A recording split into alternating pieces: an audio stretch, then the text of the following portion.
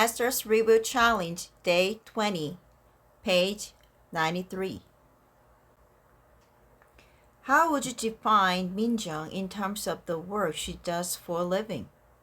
Is she a self-employed owner of an online shopping mall?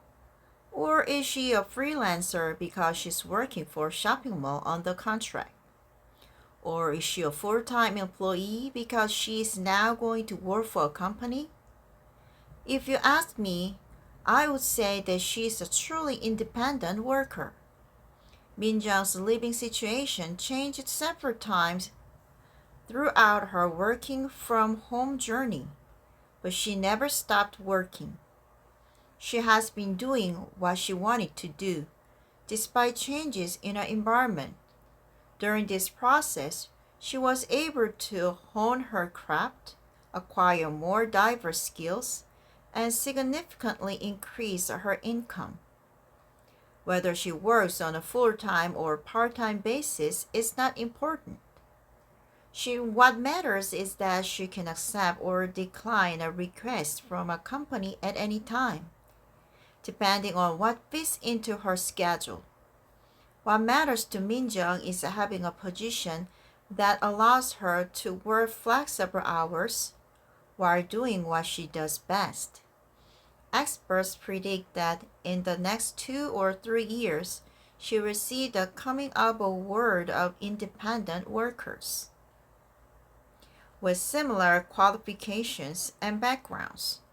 According to them, a trend that had slowly been moving in a certain direction has now progressed at an accelerated speed because of the coronavirus. Flexible forms of work such as flexible work hour arrangements and working from home have previously been attempted mostly by IT companies. These forms of working have been a choice in the past, but now social distancing mandates have changed it from a matter of choice to a matter of necessity. It's essentially a standard now. Twitter CEO Jack Dorsey announced to his employees in May 2020 that they can work from home forever if they want to. In the past, the general idea was that employees had to be working together within the same confined space for efficient and speedy communication. But we now see that it is possible to achieve efficient and speedy communication even if we don't work in the same conventional way that we used to. The shift to flexible forms of working has also given companies a broader range of options. In the past, when hiring new employees, one of companies' job requirements was that they were able to commute to work. Companies would not hire job candidates who could not come to work every day, no matter how skilled and talented they were. But companies now hire people whom they hesitated to hire in the past because they live too far from work. They also negotiate flexible work hours for people like Minjung, who have kids and have to stay home to raise them. That means that the way we work is growing more diversified and flexible than ever. It also means that optimal time for independent workers is coming.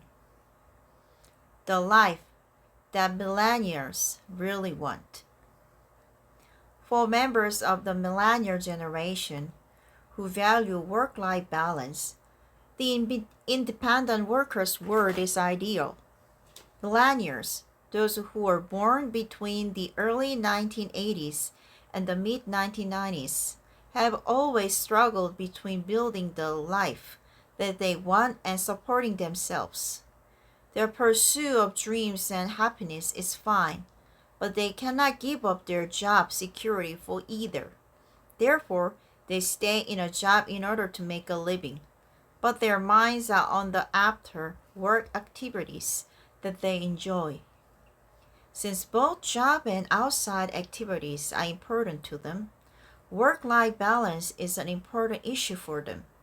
They have to straddle precariously between work and life. Precariously between work and life. The changes happening now are good news for them. Kim Yong-sub, author of On Tech and director of the Sharp Imagination Institute, explained that millennials are happy to work from home because they are familiar with non-contact.